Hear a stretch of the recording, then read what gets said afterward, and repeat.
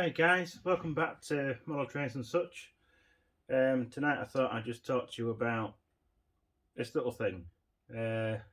You probably saw the last video of me. I'm not sure what I talked about last time. I think it was putting this in, showing you that I'd put all the motors in, the wheels are in, and everything like that, and all wired up. I think that's what I did last time. Tonight I'm actually doing a bit of a report on how this ran. Last Wednesday, I took this up to the track with my dad and gave it a bit of a test run, and I'm really pleased with it. It ran exceptionally well, like a bat out of hell, if you pardon the expression. I even said to my dad, I said, "Come on, take it for a lap round, because I'd like to see it running." It's a whole different perspective when you've built something and you see somebody else driving it around, and you can actually see it running and see how it behaves. But it went really well. Once you get going, and on our track we have a bit of a downhill, and then through the tunnel it starts going uphill. And even uphill, when you opened it up, it was pulling and it was off. It was absolutely brilliant. I wouldn't say it was struggling in the slightest. When you got both batteries on and it's all wired up and going, the weight's there to give you the traction, which is important because you need traction, obviously, to be able to pull me and say a couple of other adults to pull them round our track. But yeah, I'd say I gave it about 6 laps, and on the last lap I stopped in the station because somebody asked me. They said, "Oh, are the trains running today?" I said, "I'm just testing this one I've built, and they should be running on Sunday for pulling passengers." I said, "Sorry, I can't pull passengers today." So I had to tell him come back on Sunday when the club will be pulling passengers. But funnily enough, he actually followed me around as I was driving this back round for another lap, and the whole thing did this. And I thought, oh, maybe it's just derailed itself. I wonder why, because it had just done 5 laps, absolutely brilliant, no problems at all. And I put it back on, went to go again, and it dipped again. Just thought, right, something's not going right here, because I on the last lap I did hear some sort of grinding noise, like something's moving inside something, and I thought, oh, it's maybe a motor. But no, I put it on its end, and I'll show you what it was. Just let me bring you in. What had actually happened was, if I look at that wheel there, you can see that's where it should be. Oh dear, look at that one.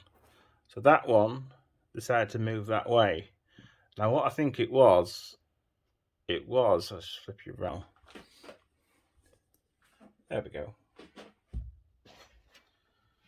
I think it was the Loctite that I used. I used some Sealy Loctite. Move that leg so it can't fall over. So yeah, I used some Sealy Loctite that didn't quite. I'm not sure what happened, but it managed to move. So what I'm going to do is I'm going to get some actual Loctite high strength retaining compound, put it on here, put on this one and this one to stop them moving this way. They won't move that way because you imagine the rails on there, so the rails are always pushing against the flange, or it's moving and just gently touching the flange as you go around the corner. That stops it going that way. Hang on a minute. No, stops it going that way. And what I plan to do is machine something like this. That's just a simple bushing, 1/2 inch diameter, and that will go on there, up tight to the wheel. I'll drill and tap something in there, and also drill the end clearance for whatever size I make it into the actual boss of the wheel on the internal, and once I've got that all done, got it on there, I shall just drill a hole clearance of what side I've tapped it, or small, slightly smaller, just so it gives a little divot in there, and that'll prevent this from moving that way. And once it's actually bolted onto the wheel, that should kill a problem. And it technically I shouldn't have to Loctite it then, but I'm going to Loctite it anyway, because when I come to sort this out, it'll be drilled and tapped that way and that way, so that it can sit on the wheel. But I've still got to drill that little divot into the shaft to stop it from sliding up that way, because that's what that one did. But apart from that, it ran absolutely cock on, shall we say. And yeah, I was pleasantly surprised. I was expecting it not to pull me, to be honest. I thought, oh, it's not going to do very well here. It's gonna be crap. I'm gonna have to get some bigger motors. But no, these 150 watt motors with two 12 volt 46 amp hour batteries pulled me around really nicely. So yeah, the next stage will be to spin it round like that. Let's just bring you in. Next stage will be take all this off, take the controller off, all this wiring, pull all that off, pull this off, take the threaded bar there off as well. I shall take that side off and that side off, basically completely strip it down to parts and paint it, because I'm not really a fan of painting things once I've built it,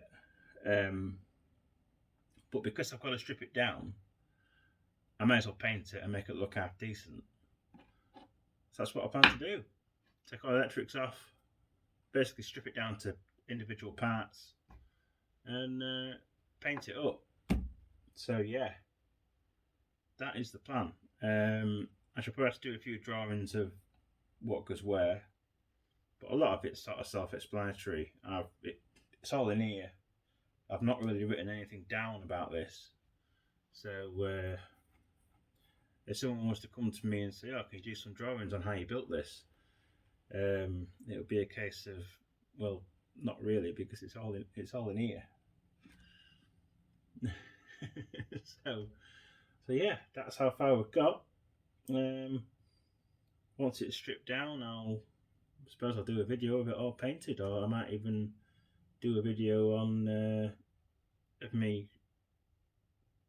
I could do one stripping it down, but do you really want to see me stripping the loco down? I don't think so. I'll probably do an update when I've got it all. What I'll do is I'll do a video of when I've got it all hung up and it's painted and it's drying. I'll do a bit of a video then. So yeah, overall, really pleased. Absolutely, it's a good loco to run around. I'll break down of what it cost me to build.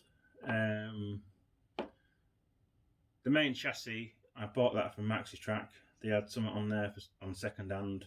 I'd seen it on there for a long time. That was basically those pieces, basically the chassis, the top piece, bloody hell, I need to tighten this up. The top piece cost there, fair enough, yeah, that's a new piece. That's a new piece. So what I'll do is I'll get a pen and a piece of paper, and I'll jot down what it's cost me. I've got a pen in here, he said.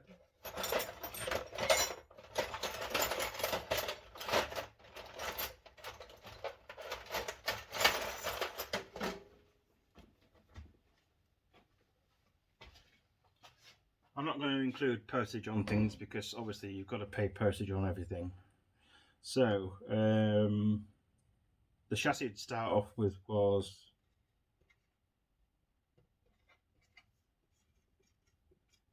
£25. 2 motors, £50. Steel, I bought this top plate, had it cut to size, and the two new end plates. That was 20 quid for the two end plates, about 5 quid for this top plate, so that's 25.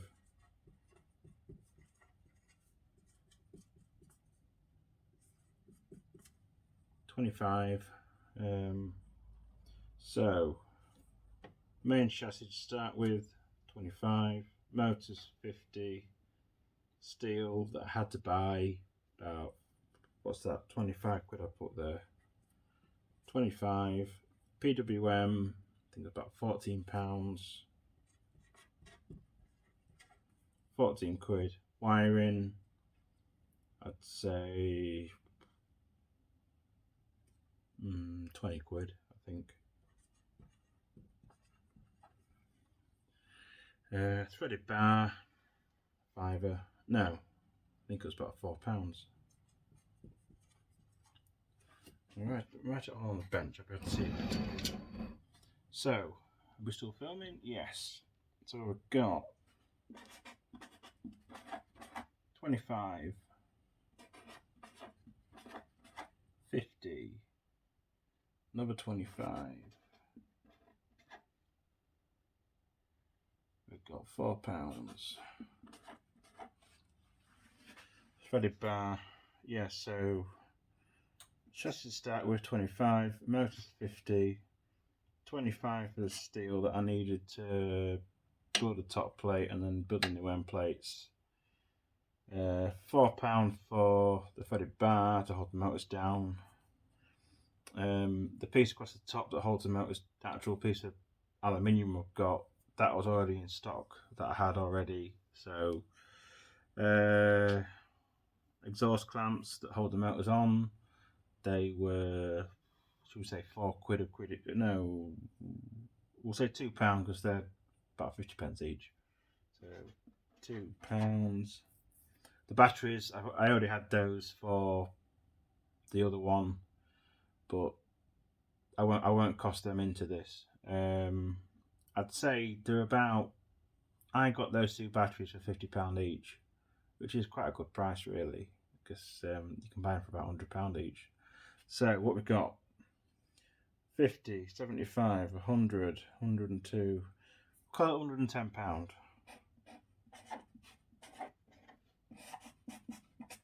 That's what it's cost me to build this.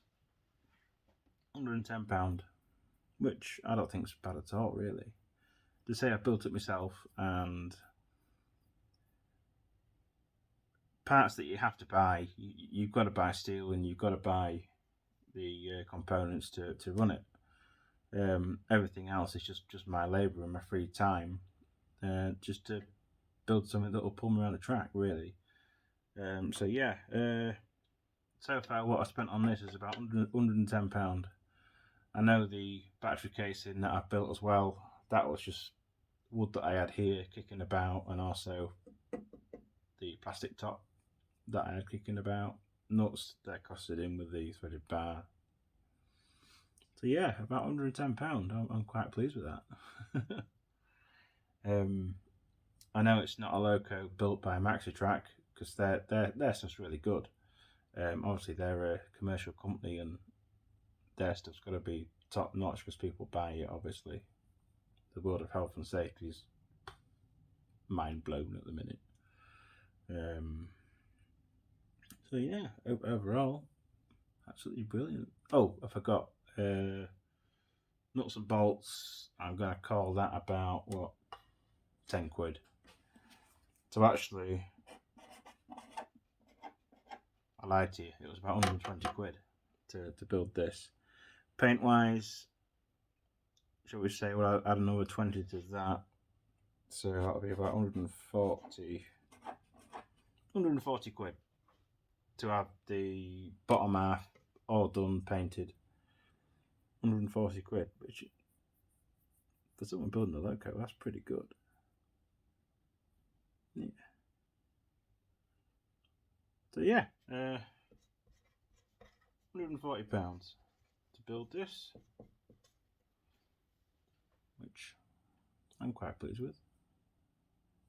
Yeah. So the next video, not sure when I'm going to film it. I'm filming this at about 11 o'clock at night because everyone's gone to bed like an idiot. I'm not tired yet. I use my body to work, not my brain. So my brain's not tired. My arms are saying, "Yeah, we're okay for a bit." So next time you see this, it should be all stripped down, and most of the parts will be hung up, sprayed. I'm hoping to have the wheel bushings done. I shall machine 2 of those up. I'm sure I've got a bit of brass in my odds and sods box, so I can machine those up, get them machined up. Yeah, that'd be good to have the wheel axles done. I shall have to heat 2 ends of the shafts up just to pull the wheels off, because the Loctite has actually bonded. On the other wheel, the Loctite had bonded. I don't know why that wheel moved, but it did. So I need to eliminate that. So yeah, hopefully next video I'll be able to show you all this sprayed up. So I'm going to use spray paint. I shall undercoat it first, a primer, and then I shall get a spray paint from probably B&Q, somewhere like that, and spray paint it up. So the next video you'll see all the bits hopefully hung up. I'll video the wheels once I've done them. So yeah, next time you'll see this will be when it's all sprayed up, hopefully. So all that's left really to say is thanks for watching. I hope you liked it. If you did, give the video a like. If you could subscribe, that would be brilliant. I've got about 18 subscribers now that like to watch my videos, which is absolutely brilliant. Thank you for subscribing. And if you could, that would be brilliant. I'll go on a little bit about a little project I'm thinking of doing. Now, you've seen my 32mm, which I'm actually lent against now. I can't really speak tonight. I've recently joined the railway club in Scunthorpe, predominantly double O gauge, which I never really thought I would get into. I used to play with it quite a few years ago, when I was a lot younger. I'm not bloody old now. Yeah, I'm thinking of putting a double O gauge layout on the inside of the 32mm gauge. I think that'll look pretty cool. I like to just have test tracks and just play trains. I know there's other people out there, they are regimented, like, right, I'm going to put a double O, that's it, I'm going to put all scenery out of it and make it look really nice. I really do appreciate that sort of thing, when someone's built something in double O and they've spent hours and weeks and days and years building this layout they've built, and I think it looks absolutely brilliant, but it's just not for me. I like to have a bit of a test run track, and that's about it. I might put a couple of buildings up, but it's going to look odd because I've got a 32mm. Then on the inside of it, I'm going to have a double O gauge. So yeah, we'll see. A chap in the club has recommended somewhere to buy my track from, so I go to the railway club with my father-in-law. He said, "Oh, would you mind coming with me?" Obviously, he's in his 70s, so I said, "Yeah, of course I will." And I've actually got into it, and it's really good. There's some great people there. You can have a good laugh with them. So yeah, the next project is going to be a double O gauge layout. Now, if you're expecting me to be building scenery, putting like sheds up and stations, I might put a station in there and a couple of sheds, but that'll be about the most for me. But yeah, that'll be the next stage. So like I said before, please like and subscribe. Thank you very much, and we'll catch you on the next one. Cheers. Ta-da.